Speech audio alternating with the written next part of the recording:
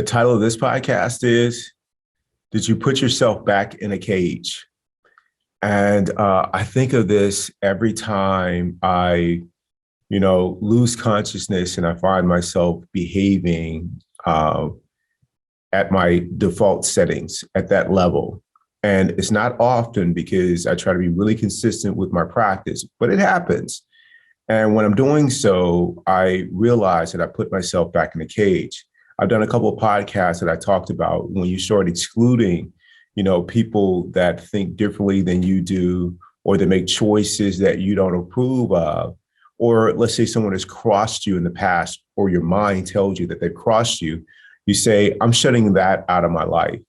And with that broad stroke or that broad, generalization and declaration, what you've actually done is you created barriers and limits between you and all the good that's out there, as well as the things that you think are not to your liking. And you've actually put yourself in a cage. So to be more specific, if I have a problem with someone, let's say here at ToBeRe, who in the past, I would make a big deal out of people, being late or being no-shows or not doing what they said they were going to do. And in doing so, I'd be judging their behavior. I would be questioning their commitment. And that kind of behavior would actually be placing me inside of a cage when I'm locked into living life from my default settings. And that's certainly one way of doing it. But if I practice acceptance that this person has, for whatever reason, they're late, or they are a no-show, or they've broken a commitment that they said that they were going to keep, that again is their path. And my response, if informed by my higher self, informed by my practice, is to practice acceptance and to extend loving kindness in every case, period.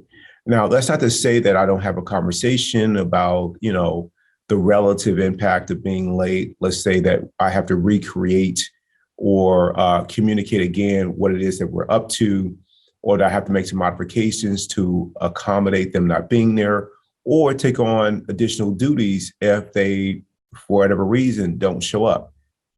I may have to do those things, but even in doing those, I get an opportunity to practice acceptance. And I can just do what I can do, which is my best. Now, I may not get as much work done as I would have if they were there partnering with me, but that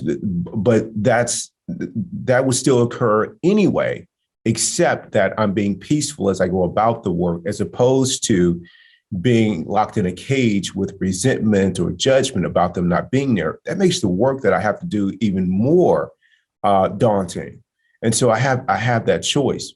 And the same thing goes with, my relationship with my stepfather when I was growing up. It was a very challenging relationship, quite a, significant abuse along the way. And even after I left my home at 17, I continued to, I locked myself in a cage in terms of whenever I reflected on him or I thought about him, it was always negative.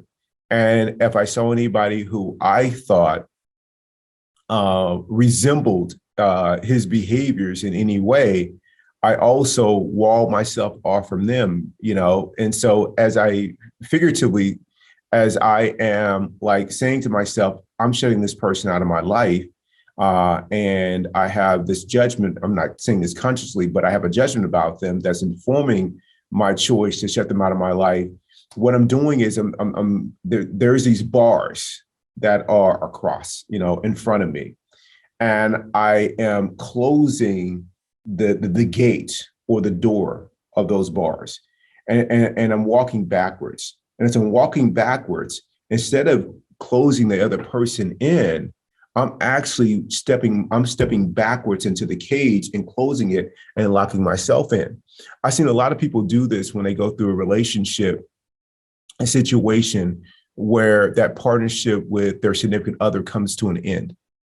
And in doing so, that, and there may need to be some healthy boundaries for sure, because whatever may have contributed to people choosing to go separate paths. But there's one thing to close, to create healthy boundaries for literal psychological safety and physical safety. There's a whole nother it's quite another thing to do so from a from a different perspective in which you close your heart. So your heart stays open in that you're loving and kind and you're sending out loving kindness.